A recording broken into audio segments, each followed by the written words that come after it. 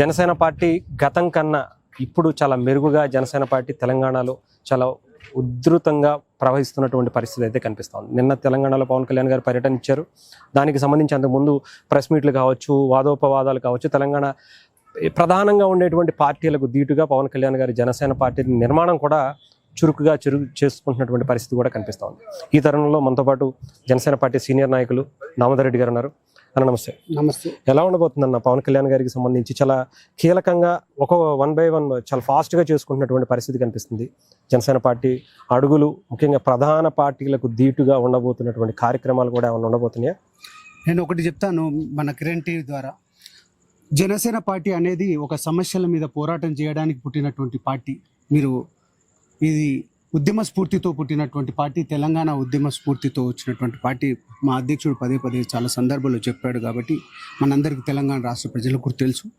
మేము ఈరోజు ఏదో చేస్తున్నాం, మేము గతంలో కూడా చేసుకుంటూ వచ్చినాం. ప్రతి ఇష్యూ మీద ఫైట్ చేసినాం. మనం ఇక్కడ ధర్నా చౌక్ అయితే, ఇంటర్ విద్యార్థులు అయితే, యురేనియం మీద అయినా, ప్రతిదీ డ్రగ్స్ మీద, మొన్న చిన్నారి చైత్ర విషయంలో అయినా, నేను ఈరోజు ఏదో నిరంజన్ దగ్గర పోయి చేసింది కాదు.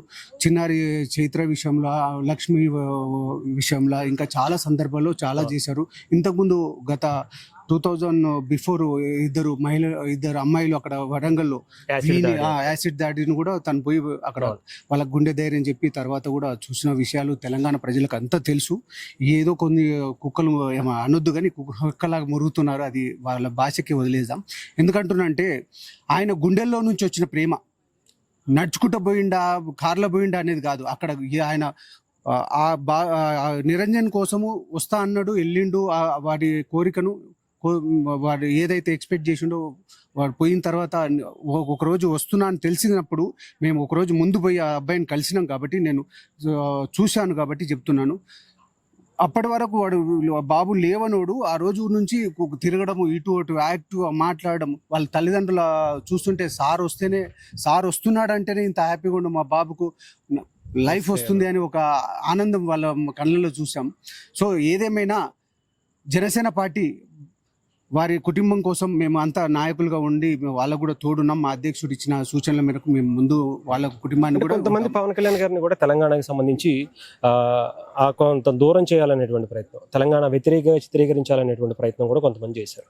బట్ నిన్న తెలంగాణకి సంబంధించి అక్కడ వరంగల్ ప్రజలు చూస్తుంటే అసలు ఏంటి పవన్ కళ్యాణ్ గారిని ఈ రకంగా ఇంత అభిమానం ఉందా అని చెప్పి నిన్న మరొకసారి కనిపించినటువంటిది. హరీష్ గారు, నేను ఒకటే చెప్తాను. ఎందుకంటే మొన్న వ్యతిరేకత ఇంకోటి వరంగల్లో ఇంత అని చెప్తున్నారు కదా.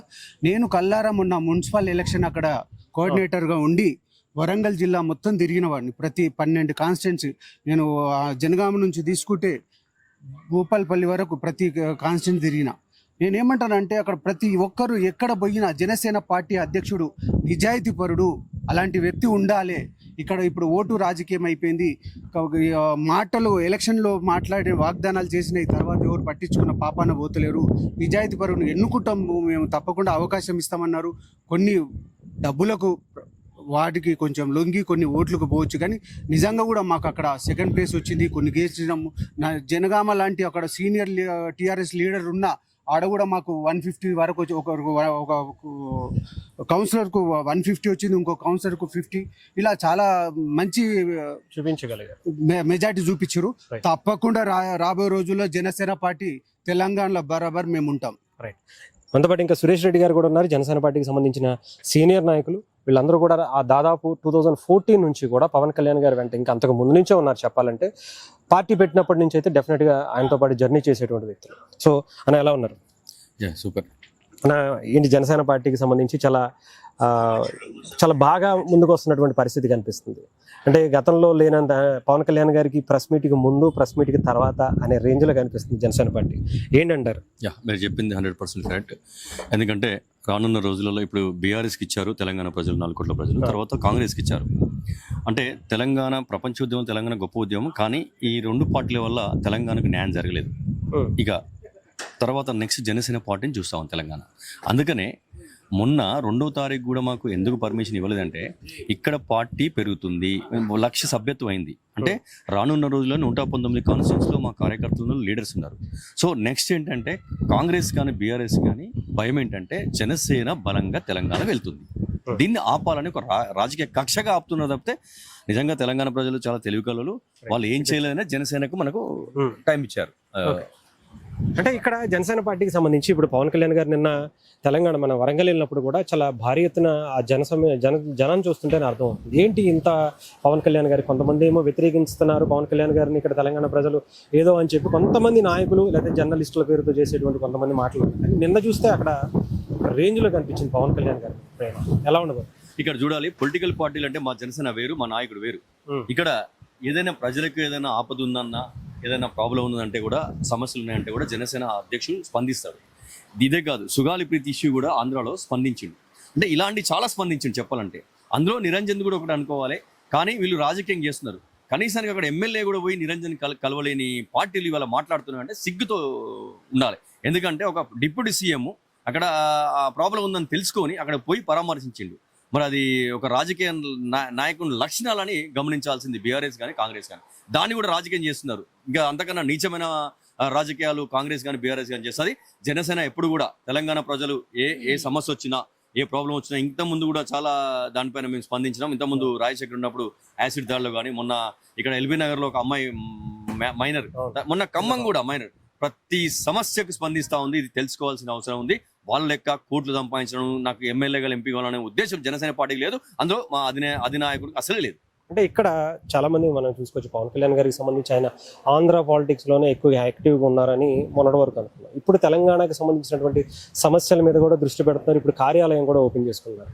అంటే ఈ పరిస్థితుల్లో జనసేన పార్టీ కూడా ప్రధాన పార్టీలకు ధీటుగా రాబోతుందా, ప్రజలు డెఫినెట్ గా ఆదరిస్తారా అనేది? ఎస్, నాట్ ఓన్లీ తెలుగు రాష్ట్రాలండి. మొన్న ఢిల్లీలో జరిగిన దానిపైన కేరళ వాళ్ళు వచ్చారు, కర్ణాటక వాళ్ళు వచ్చారు, తమిళనాడు వచ్చారు, సౌత్ రాష్ట్రాలు అన్నీ వచ్చినాయి. ఇది జనసేన జాతీయ పార్టీగా వెళ్ళబోతుంది. కాబట్టి ఫస్ట్ మా అధినాయకుడు ఒకటే, దేశం బాగుండాలి. దేశంలో ఒక భాగాలే రాష్ట్రాలు కాబట్టి దేశం బాగుంటే దేశ ప్రజలు బాగుండాలి, యువత బాగుండాలి, రాజకీయాల మార్పు జరగాలని ఇలా నేషనల్ వైడ్ వెళ్ళిపోయింది. ఇక తెలుగు రాష్ట్రాలకు, ఆంధ్రకో తెలంగాణ కాదు, యావత్ భారతదేశంలో జనసేన ముందుకెళ్తా ఉంది. ఇక్కడ కూడా నేను ఈ రోజు పవన్ కళ్యాణ్ గారు కూడా మనం చూస్తే అక్కడికి వెళ్ళి వచ్చిన తర్వాత, పర్యటన తర్వాత తెలంగాణ గవర్నమెంట్కి, రేవంత్ రెడ్డి గారికి, పోలీస్ డిపార్ట్మెంట్కి, వీళ్ళందరికీ కూడా ఈ కార్యక్రమం ఏదైతే నిన్న నిరంజన్కి జరిగిందో దానికి అందరికీ సపోర్ట్ ఇచ్చినందుకు ఆయన ధన్యవాదాలు తెలుపుతూ ఒక ట్వీట్ కూడా చేశారు. ఆ ట్వీట్ కూడా చూస్తే చక్కగా ఆయన హుందాతనంతో అక్కడికి వెళ్ళి ఒక చిన్నపిల్లవాడికి వచ్చినటువంటి ఒక బాధపడుతూ తనను చూడాలనేటువంటి కోరికను నెరవేర్చాను, దానికి సహకరించినటువంటి వ్యక్తులకు అన్నారు. అంటే ఎక్కడ రాజకీయం చేయలే. బట్ కాకపోతే ఆంధ్రప్రదేశ్లో అంబటి రాంబాబు గారు కావచ్చు, లేదంటే ఇక్కడ కొంతమంది వేరే వ్యక్తులు కావచ్చు, దీన్ని కూడా పవన్ కళ్యాణ్ గారు రాజకీయంగా వాడుకుంటున్నారు అనేటువంటి మాటలు వినిపిస్తున్నాయి. ముందుగా వైసీపీ నాయకులు ఒకటి చెప్తున్నా, వాళ్ళు అలా మాట్లాడబట్టుగానే 11 సీట్లకు పరిమితం అయ్యారు.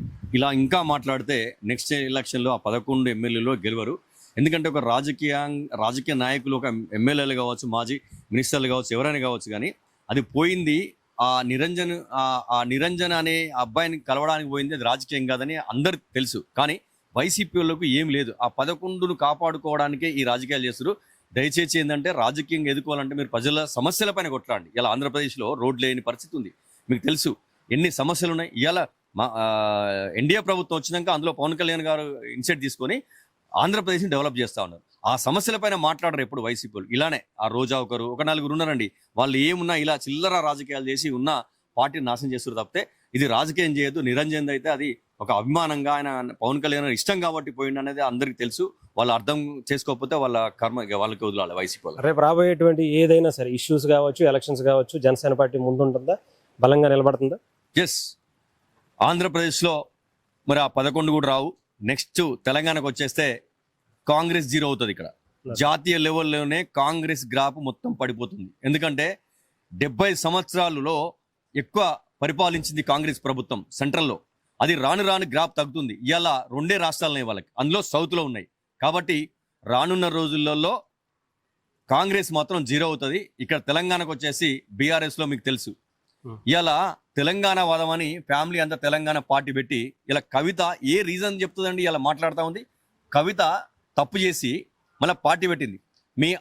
మీ నాన్నగారే కేసీఆర్, మీ అన్నగారే కేటీఆర్, మీ బావగారే హరీష్ రావు, నువ్వు మీ ఆ పార్టీలోనే డెవలప్ అయినావు, ఎంపీ అయినావు. ఇలా కవితక్క అనే బిరుదు ఎట్లా వచ్చిందని, కవితక్క అనే పేరు ఎట్లా వచ్చింది? ఎస్, అది బీఆర్ఎస్ లో వచ్చింది. అలాంటి బీఆర్ఎస్ కు నువ్వు మోసం చేసి ఇవాళ పార్టీ పెట్టి ఇంకొక పార్టీ గురించి మాట్లాడుతున్నాం అంటే కొంచెం తను ఇంగిత జ్ఞానం ఉండాలి కవితకు.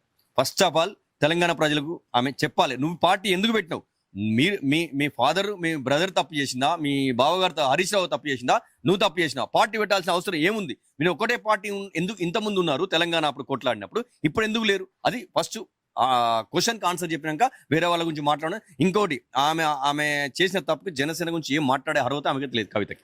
రైట్. ఇకపోతే ఇంకా మిగతా నాయకులు కూడా ఉన్నారు సార్. సార్ సంపత్ గారు, సార్ ఎలా ఉండబోతుంది సార్ ఇక్కడ జనసేన పార్టీకి సంబంధించిన కార్యక్రమాలు ఇవన్నీ, పార్టీ కార్యాలయాలు కావచ్చు, ఎలా ఉండబోతుంది?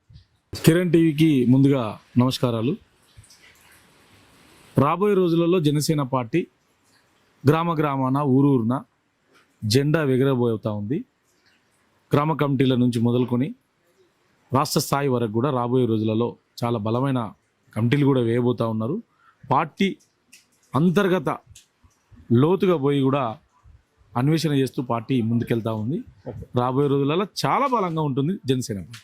ఇంకంటే ఇక్కడ నుంచి మొదలవుతుంది అనమాట జనసేన పార్టీ. హైదరాబాద్ ఇక్కడ నుంచి సెంట్రల్, ఇక్కడ నుంచి మొత్తం దేశవ్యాప్తంగా కూడా ముందుకు పోయేటువంటి అవకాశం ఉంది. రైట్. ఇదనమాట జనసేన పార్టీకి సంబంధించి ఈరోజు తెలంగాణ కార్యాలయం ప్రారంభానికి సంబంధించినటువంటి కార్యక్రమాల్లో ఇక్కడ చాలా చురుగ్గా సాగుతున్నటువంటి పరిస్థితి అయితే కనిపిస్తుంది. సో జనసేన పార్టీ తెలంగాణ చాలా భారీ ఎత్తున నిర్ణయాలు కూడా ఇక్కడ నుంచి తీసుకోబోతున్నాయి, భారీ చేరికలు కూడా ఇక్కడ నుంచి ఉండబోతున్నట్టుగా కూడా మనకైతే తెలుస్తుంది.